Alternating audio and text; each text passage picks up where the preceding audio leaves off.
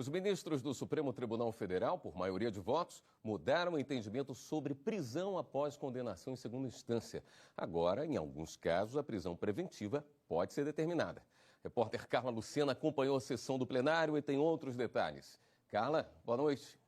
Oi, William, boa noite para você, boa noite a todos que acompanham aqui o Jornal da Justiça. E foi exatamente isso. Hoje, depois de um dia longo, a sessão aqui do Supremo Tribunal Federal terminou agora há pouco, aí por volta das 9h40, e tivemos aí a conclusão do julgamento dessas três ações que tratavam aí sobre quando uma pessoa pode ser presa, se após a confirmada condenação em segunda instância ou se era necessário aguardar o julgamento de todos os recursos cabíveis, e foi justamente essa segunda opção que prevaleceu hoje no plenário do Supremo Tribunal Federal por 6-5.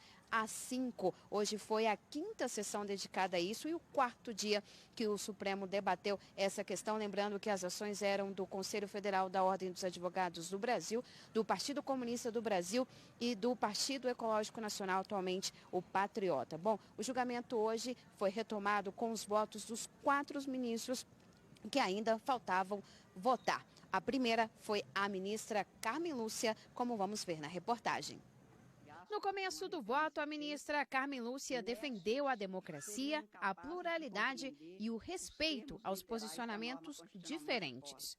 Democracia pratica-se segundo o valor do respeito a posições contrárias, porque democracia do mesmo ou do pensamento único e intolerante com diferentes ser, agir e pensar, há de ser rotulado com outro nome. O contraditório é do direito porque é da vida. Quem gosta de unanimidade é ditadura. A ministra votou a favor da possibilidade de início de cumprimento da pena já após confirmada a condenação em segunda instância. Ela ressaltou que são mínimas as chances de mudança em recursos apresentados depois dessa confirmação. O que impera não é a incerteza da pena, mas a certeza, ou pelo menos a crença da impunidade. E afirme-se que os que mais contam com essa certeza ou com essa crença não são os mais pobres, são aqueles que dispõem de meios para usar e até para abusar de todo um rebuscado, intrincado sistema recursal, de todos os meios para não precisar de responder pelo delito. O ministro Gilmar Mendes inicialmente criticou o fato das prisões terem se tornado obrigatórias desde 2016. Falei várias vezes, ministro Fachin, Vossa Excelência é testemunha, de que nós tínhamos, mas antes da presença de Vossa Excelência, já com o ministro Teori, ainda com o ministro Teori, que nós tínhamos um encontro marcado com as prisões alongadas de Curitiba. E as prisões provisórias de Curitiba se transformaram em sentenças definitivas, que depois se transformaram em decisões definitivas de segundo grau. Portanto, a regra era a prisão provisória de caráter permanente. O ministro Gilmar deu o 4º voto contrário a prender réus depois de confirmada a condenação na Justiça de segundo grau. Ofende diretamente o princípio da presunção da não culpabilidade de que trata o artigo 5º, inciso 57 da Constituição. Desde esse primeiro paradigma, portanto, fica assentada a importância ou a possibilidade de que houvesse a prisão provisória a partir dessa decisão de primeiro ou segundo grau, desde que presentes os requisitos de prisão preventiva. Bom, logo em seguida, então, votou o decano da Corte, o ministro Celso de Mello, e ele deu aí o 5º voto a favor contrário à prisão após a condenação confirmada em segunda instância. O ministro disse que esse é o posicionamento dele, inclusive, há 30 anos. E aí, com o placar em 5-5, o voto decisivo foi do presidente, o ministro Dias Toffoli. Ele disse que, neste caso, não estava aí se tratando de uma questão de ninguém específico, e sim de uma questão jurídica. Inclusive, agora há pouco, o presidente Dias Toffoli conversou com os jornalistas e ele disse que essa é uma posição da Corte, que ela pode, inclusive, ser modificada no Congresso Nacional, e explicou que agora cada caso deverá ser analisado pelos juízes e aí a decisão. Não haverá, então, portanto, uma liberação automática. Vamos ver um trecho da entrevista.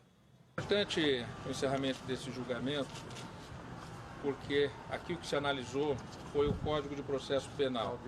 Se aquilo que o Parlamento escreveu no artigo 283, que é prisão, ou nos casos de prisão preventiva, que são em defesa da ordem pública, ou se for sem essa hipótese, só após condenação transitada em julgado. E eu deixei bem claro no meu voto, que foi o último voto no sentido da procedência, que o Parlamento pode alterar esse dispositivo. Essa é a posição, então o Parlamento tem autonomia para dizer esse momento de eventual prisão em razão de condenação. Sobre esse assunto, a gente conversa agora com a consultora jurídica da TV Justiça, Karina Zucolotto, que também acompanhou a sessão plenária do Supremo de hoje.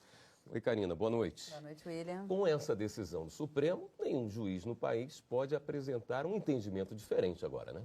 Exatamente. A partir da publicação da ata desse julgamento, essa decisão do Supremo passa a ter eficácia erga omnes, ou seja, para todos os tribunais do Brasil, e efeito vinculante. Isso significa que nenhum juiz, como você mesmo disse, pode decidir de forma contrária ao que o Supremo Tribunal Federal, ou seja, de que o artigo 283 do Código de Processo Penal, na redação que foi dada a partir da reforma em 2011, é a interpretação que deve ser seguida por todos os juízes acerca do princípio da presunção de inocência previsto no artigo 5º da Constituição.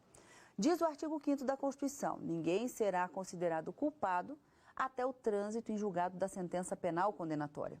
Antes de 2016, o Supremo tinha um entendimento acerca do alcance desse princípio da inocência, no sentido de que essa presunção de inocência, presumia-se inocente o réu condenado, até que o último recurso fosse interposto e devidamente julgado, para tão somente a partir daí poder ser recolhido à prisão para dar início ao cumprimento da pena. Lembrando que naquela época já se falava da possibilidade de um recolhimento ao cárcere caso o juiz entendesse que aquele réu já condenado, mas respondendo ao processo em liberdade, poderia ser recolhido em razão de uma prisão preventiva, se desse ensejo a possibilidade de decretação de uma prisão preventiva. Isso não ficou descartado também na decisão que foi proferida na sessão plenária de hoje. Os ministros fizeram retomar essa jurisprudência, ao contrário do que havia sido decidido em 2016, determinando, portanto, que a prisão após a confirmação em segunda instância, ela não pode ser automática e em razão dessa ratificação. É preciso que se aguarde o julgamento de todos os recursos possíveis para que esse réu condenado se recolha para cumprir a pena que lhe foi imposta, não obstante, a possibilidade da preventiva não seja descartada a qualquer momento em que o juiz determinar ou achar que estão presentes os requisitos previstos na lei. Programa Plenárias do final de semana, com certeza, dando um destaque grande para esse julgamento de hoje, trazendo também os julgamentos da sessão de quarta-feira nesse fim de semana, né? Sem dúvida alguma, esse foi o grande destaque da semana, uma sessão plenária. Foi a 5ª sessão do Supremo dedicada ao julgamento dessas 3 ações declaratórias de constitucionalidade, mas sem deixar de lado as sessões plenárias que aconteceram na quarta, já que pela manhã da quarta-feira teve sessão extraordinária e na quarta-feira à tarde também julgamentos bastante importantes. Obrigado pelos esclarecimentos, Karina.